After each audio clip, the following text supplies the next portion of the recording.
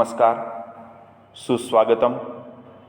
ધોરણ 11 commerce SPCC એટલે કે સેક્રેટરીયલ પ્રેક્ટિસ અને વાણિજ્ય પત્ર વ્યવહાર, આ વિષયનો ભાગ 2 પ્રકરણ 5 નિયમન પત્ર.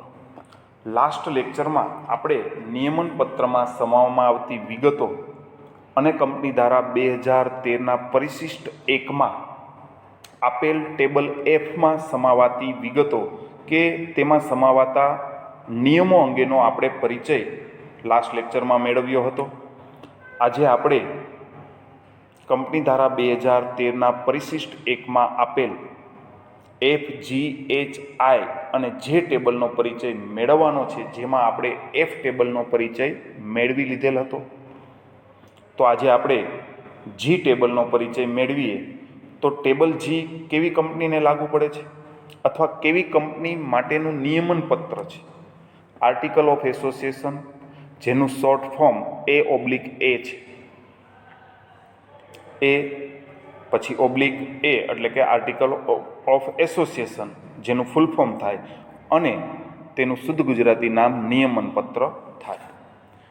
તો બાંહેધરી દ્વારા જે મર્યાદિત કંપની છે કે જેને શેર મૂડી હોય તેવી કંપનીનું નિયમન પત્ર ટેબલ Gમાં દર્શાવવામાં આવે છે. આ બાબત અહીં એવું સમજાવવા ઈચ્છે છે. તો ટેબલ Gમાં સૌ પ્રથમ આ બાંહેધરી દ્વારા મર્યાદિત કંપની જેને શેર મૂડી હોય તે કેવી કંપની કહેવાય તેનો અર્થ જોઈએ. તો જે કંપનીના સભ્યો છે અથવા શેર હોલ્ડરો છે તેની જવાબદારી આવેદનપત્ર મુજબ, આવેદનપત્રમાં દર્શાવ્યા મુજબ જે ખરીદેલા શેર હોય તે શેરની દાર્શનિક કિંમત પૂરતી જ તેની જવાબદારી હોય, તેના પૂરતી જ એને બાંહેધરી આપેલ હોય સભ્યોએ, એવી કંપનીને બાંહેધરી દ્વારા મર્યાદિત શેર મૂડીવાળી કંપની તરીકે ઓળખવામાં આવે છે. ત્યારબાદ તેની સભ્ય સંખ્યા જોઈએ તો 100 કંપનીનું જ્યારે તમે રજિસ્ટ્રેશન કરાવો ત્યારે 100 સંખ્યા હોવી જોઈએ. આવી કંપનીનું જ્યારે રજિસ્ટ્રેશન થાય, નોંધણી થાય, કંપની રજિસ્ટ્રાર સમક્ષ તમે નવી કંપની તરીકે આ કંપનીની નોંધણી કરાવો છો ત્યારે આવી કંપનીની સભ્ય સંખ્યા 100 હોવી જોઈએ. અને સંચાલક મંડળ ઈચ્છે તો તેમાં સમય મુજબ વધારો પણ કરી શકે છે. આ ઉપરાંત ટેબલ Gમાં કેવી વિગતો દર્શાવવામાં આવે છે? તો કે સભ્ય સંખ્યા દર્શાવવામાં આવે છે, અને ત્યારબાદ ટેબલ Fના તમામ નિયમો આ ટેબલ Gમાં દર્શાવવામાં આવે છે. ત્યારબાદ આપણે આગળ વધીએ તો ટેબલ H. તો ટેબલ Hમાં જે નિયમન પત્ર દર્શાવેલ છે તેમાં કેવા નિયમો છે તે જાણવા છે. તો તે પહેલાં આ કેવી કંપની માટેના નિયમો હોય છે તે જાણીએ. તો બાંહેધરી દ્વારા મર્યાદિત કંપની પરંતુ તેને શેર મૂડી ન હોય. તો સૌ પ્રથમ તેનો અર્થ જોઈએ. તો આ કેવા પ્રકારની કંપની હોય છે? તો આવી જે કંપની છે તે ભવિષ્યમાં તેનું વિસર્જન થાય કે કંપની ફડચામાં જાય ત્યારે જે તે સભ્યની જવાબદારી જે તે મિલકતમાં તેને જે ફાળો આપેલ હોય તે મિલકતના ફાળા જેટલી જ જવાબદારી ઊભી થતી હોય તેવી કંપનીને બાંહેધરી દ્વારા મર્યાદિત કંપની પરંતુ શેર મૂડી વગરની કંપની તરીકે ઓળખવામાં આવે છે. અને આવી કંપનીનું નિયમન પત્ર છે તે ટેબલ Hમાં આપેલ હોય છે. અને ટેબલ Hમાં કેવી વિગતો દર્શાવેલ હોય છે? તો કે તેની સભ્ય સંખ્યા 100, જે આપણે આગળ સમજ્યા તેમજ કે કંપનીની નોંધણી વખતે તેમાં મિનિમમ 100 સભ્યોની જરૂર હોય છે. ત્યારબાદ સામાન્ય સભા અંગેના નિયમો દર્શાવેલ હોય છે, અને સામાન્ય સભા સિવાયની તમામ સભાને ખાસ સભા ગણવામાં આવે છે. ત્યારબાદ સભા સંચાલન અંગેના નિયમો આ ટેબલમાં દર્શાવવામાં આવે છે. ત્યારબાદ સભાને મોકૂફ રાખવી કે સ્થગિત રાખવી તે અંગેના નિયમો આ ટેબલમાં દર્શાવવામાં આવે છે. ત્યારબાદ મતાધિકાર અંગેના જે કાંઈ પણ નિયમો છે તે નિયમો ટેબલ Hમાં દર્શાવવામાં આવે છે. ત્યારબાદ સંચાલક મંડળ અને તેની સભા અને સંચાલક મંડળની સભા અંગેના નિયંત્રણો અને નિયમો છે તે આ ટેબલ Hમાં જણાવવામાં આવે છે.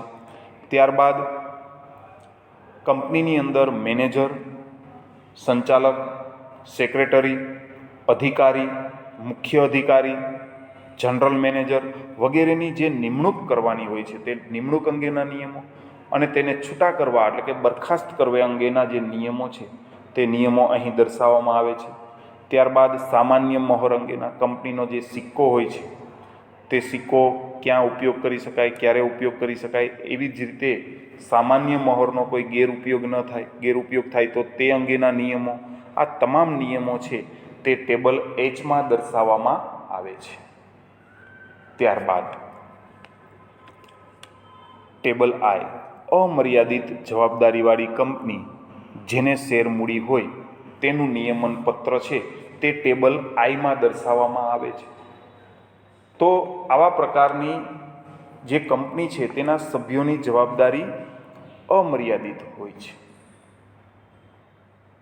તો આવી કંપની જ્યારે શેર બહાર પાડે છે ત્યારે વ્યક્તિક માલિકી કે જે ભાગીદારી પેઢીની જવાબદારી જેવી રીતે અમર્યાદિત હોય છે તેવી જ રીતે કંપની જ્યારે ફડચામાં જાય કે વિસર્જન થાય ત્યારે કંપનીની મિલકતો પૂરતી ન હોય ત્યારે કંપનીના સભ્યોએ પોતાની અંગત મિલકતો વેચીને પણ દેવું છે તે ભરપાઈ કરવું પડે છે. તો આવી કંપની જે છે તે કંપનીને અમર્યાદિત જવાબદારીવાળી કંપની કહેવામાં આવે છે, જેને શેર મૂડી પણ હોય છે. તો આવી જે કંપની છે તેની સભ્ય સંખ્યા મિનિમમ 100 હોય છે. એટલે કે આવી કંપનીની શરૂઆત કે એની નોંધણી કરે ત્યારે તેની સભ્ય સંખ્યા 100 હોવી જોઈએ અને આ સભ્ય સંખ્યામાં જરૂરિયાત મુજબ ભવિષ્યમાં વધારો પણ કરી શકાય છે. ત્યારબાદ ટેબલ Iનું નિયમન પત્ર છે તેમાં કયા કયા નિયમો સમાવવામાં આવે છે તો કે જે ટેબલ Fમાં છે તેનું જે નિયમન પત્ર છે તે બેઠું નિયમન પત્ર એટલે કે તે નિયમન પત્રની જોગવાઈઓ આવી કંપનીને આપોઆપ લાગુ પડે છે. ત્યારબાદ નંબર ટેબલ J. તો ટેબલ J માટે જોઈએ તો અમર્યાદિત જવાબદારીવાળી કંપની કે જેને શેર મૂડી ન હોય. ટેબલ Iમાં કેવી કંપની હતી તો કે અમર્યાદિત જવાબદારીવાળી કંપની પરંતુ શેર મૂડી હોય. અહીં અમર્યાદિત જવાબદારીવાળી કંપની કે જેને શેર મૂડી ન હોય. તો સૌપ્રથમ આવી કંપનીનો આપણે અર્થ જોઈએ તો આવી કંપનીના સભ્યોની જવાબદારી અમર્યાદિત હોય છે અને કંપનીમાં શેર મૂડી પણ હોતી નથી. એટલે કે જ્યારે કંપની બંધ થાય, વિસર્જન થાય કે ફડચામાં જાય કે કંપનીનો ધંધો સમેટી લેવામાં આવે એવા સંજોગોમાં કંપનીની મિલકતો તેનું દેવું ચૂકવવા માટે પૂરતી ન હોય તો કંપનીના સભ્યોએ અંગત મિલકતો વેચીને પણ આ દેવું ભરપાઈ કરવું પડે છે. આવી કંપનીને અમર્યાદિત જવાબદારીવાળી કંપની કહે છે. આવી કંપનીમાં પણ સભ્ય સંખ્યા 100 હોવી જોઈએ અને જરૂર જણાય ત્યારે તેમાં પણ વધારો કરી શકાય છે. અને આવી કંપનીને ટેબલ Hના નિયમો લાગુ પડે છે. તો ટેબલ Iમાં ટેબલ Fના નિયમો લાગુ પડે છે અને ટેબલ Jમાં કંપનીના ટેબલ Hના નિયમો છે તે લાગુ પડે છે. તો અહીં આપણે કંપની ધારા 2013 મુજબ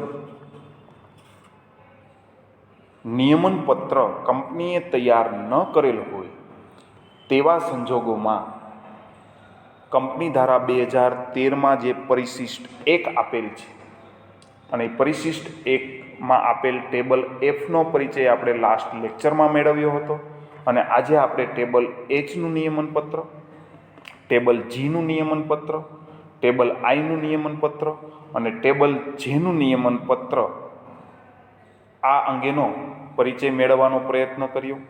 આશા રાખું છું કે કંપની ધારા 2013ના પરિશિષ્ટ 1માં આપેલ G table, H table, I table અને J ટેબલમાં સમાવવામાં આવતી વિગતો, તેમાં સમાવવામાં આવતા નિયમો કે સમાવવામાં આવતું નિયમન પત્ર જે અહીં મેં તમને સમજાવવાનો પ્રયત્ન કર્યો તે તમને સમજાઈ ગયું હશે. આવી અપેક્ષા સાથે મારું લેક્ચર અહીં પૂર્ણ કરું છું. આભાર અને અસ્તુ.